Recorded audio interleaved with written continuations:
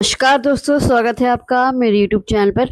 आज मैं लेकर आई हूँ आपके लिए इन्वायरमेंटल एंड इकोलॉजी के कुछ क्वेश्चंस जो आपके एग्जाम के लिए इंपॉर्टेंट होने वाले हैं। तो चलिए शुरू करते हैं।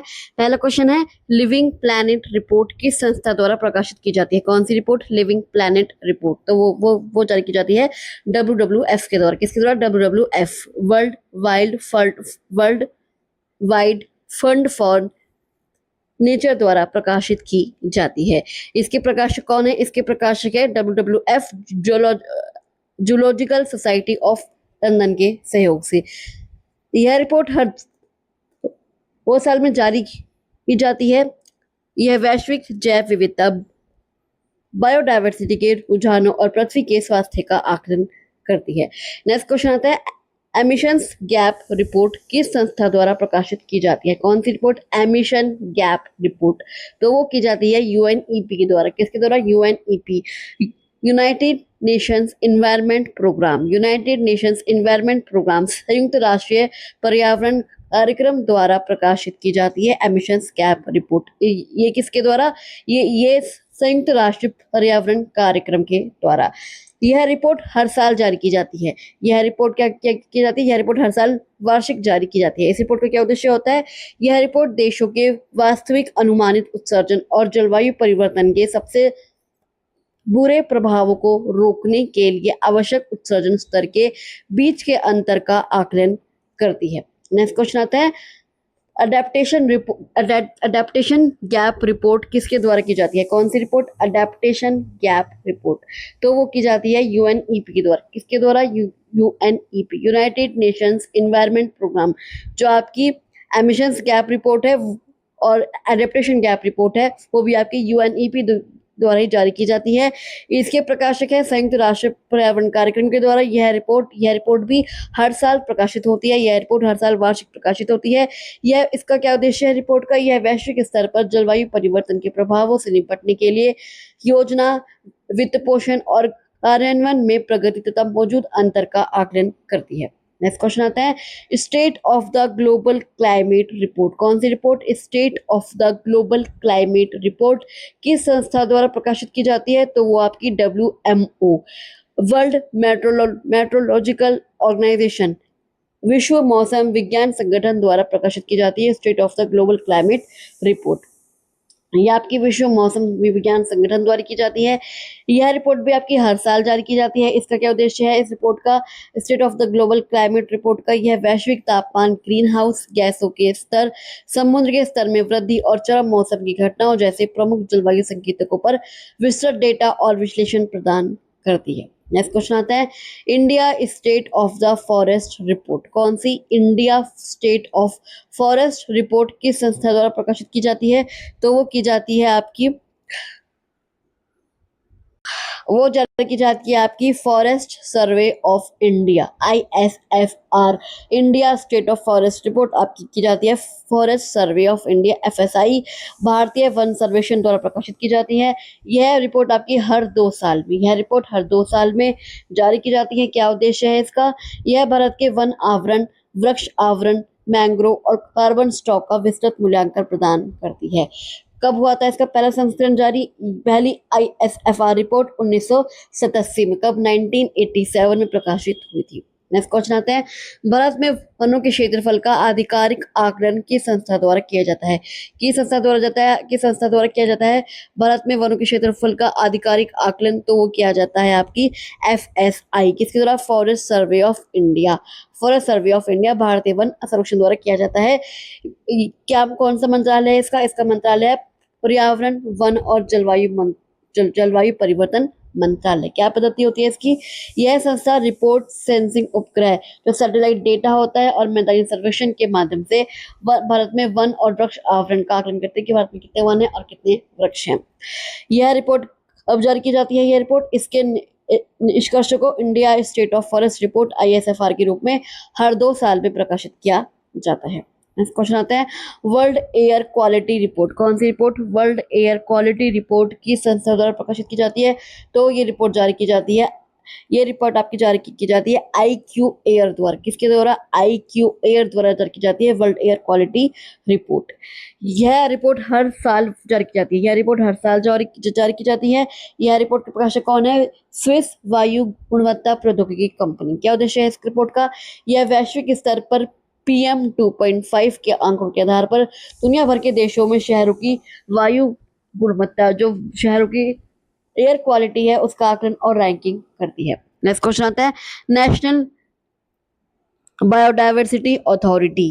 किसका? नेशनल बायोडायवर्सिटी अथॉरिटी, NBA का मुख्यालय कहाँ पर है? तो NBA का मुख्यालय आपका चेन्नई में। कहाँ पर? चेन्नई में, तमिलनाडु में स्थित है। कब हुई थी इसकी स्थापना? 2003 में जैविक विविधता अधिनियम के अनुसार 2002 को लागू किया गया था। क्या है इसका मंत्रालय? इसका मंत्रालय भी आपका पर्यावरण, वन और जलवायु परिवर्तन मंत्रालय ही है। क्या है इसका उद्देश्य? NBA का जैविक संसाधनों के संरक्षण, उनके सतत उपयोग और उनसे मिलने वाले लाभों के निष्पक्ष वितरण को विनियमित करना। नेक्स्ट क्वेश्चन आता है wild life institute of India, WII। Wild life institute of India कहाँ पर है? तो वह आपका देहरादून में। कहाँ पर? देहरादून उत्तराखंड में स्थित है। कब हुई थी इसकी स्थापना wild life institute of India की? 1982 में, 1982 में हुई थी इसकी स्थापना। यह पर्यावरण, वन और जलवायु परिवर्तन मंत्रालय के तहत एक स्वायत्त संस्थान है। क्या है इसका उद्देश्य? वन्य जीव अनुसंधान, प्रबंधन, प्रशिक्षण और संरक्षण नीतियों पर सलाह और शिक्षा प्रदान करना। नेक्स्ट क्वेश्चन आता है botanical survey of India, BSI। Botanical survey of India का मुख्यालय कहाँ पर है? तो वह आपका कोलकाता में। कहाँ पर? कोलकाता, पश्चिम बंगाल में। तो कब हुई थी इसकी स्थापना? इसकी स्थापना हुई थी 13 फरवरी 1890 को। 13 फरवरी 1890 में इसकी स्थापना हुई थी। इसके संस्थापक कौन थे? इसके संस्थापक थे सर जॉर्ज किंग। कौन है? सर जॉर्ज किंग है। यह भी आपका पर्यावरण, वन और जलवायु परिवर्तन मंत्रालय के अधीन ही आता है। इसका उद्देश्य भारत की पादप संपदा, जो प्लांट रिसोर्सेस है, प्लांट रिसोर्सेस का सर्वेक्षण करना, अनुसंधान और संरक्षण करना। नेक्स्ट क्वेश्चन आता है zoological survey of India, ZSI। Zoological survey of India का मुख्यालय कहाँ पर है? वो भी आपका पश्चिम बंगाल में ही है। कहाँ पर? कोलकाता, पश्चिम बंगाल में। इसकी स्थापना हुई थी 1 जुलाई 1916 को। 1 जुलाई 1916 में इसकी स्थापना हुई थी। यह भी आपका पर्यावरण, वन और जलवायु परिवर्तन मंत्रालय के अधीन ही आता है। इसका उद्देश्य है भारत में प्राणी संपदा का सर्वेक्षण, अन्वेषण और वर्गीकरण अनुसंधान करना। नेक्स्ट क्वेश्चन आता है wildlife crime control bureau. किसका? Wildlife crime control bureau का मुख्य उद्देश्य क्या है? क्या है उसका मुख्य उद्देश्य? उसका मुख्य उद्देश्य है वन्यजीव अपराधों की रोकथाम एवं समन्वय करना। वन्यजीव अपराधों की रोकथाम करना और समन्वय बिठाना। इसकी स्थापना हुई थी आपकी 2007 में। कब हुई थी? Wild life crime control bureau की आपकी स्थापना हुई थी 2007 में। इसका मुख्यालय आपका नई दिल्ली। कहाँ पर? हेडक्वार्टर इसका नई दिल्ली में है। इसका मंत्रालय भी पर्यावरण, वन और जलवायु परिवर्तन मंत्रालय के अधीन ही आता है। इसका मुख्य कार्य है जो wild life crime control bureau का संगठित वन्यजीव अपराधों से निपटने के लिए खुफिया जानकारी एकत्र करना, विभिन्न एजेंसी जैसे पुलिस, सीमा शुल्क आदि के बीच समन्वय स्थापित करना और अवैध वन्यजीव व्यापार पर रोक लगाना। नेक्स्ट क्वेश्चन आता है national tiger conservation authority, NTCA। National tiger conservation authority का गठन मुख्यतः किस उद्देश्य से किया गया? किस उद्देश्य से किया गया इसका गठन?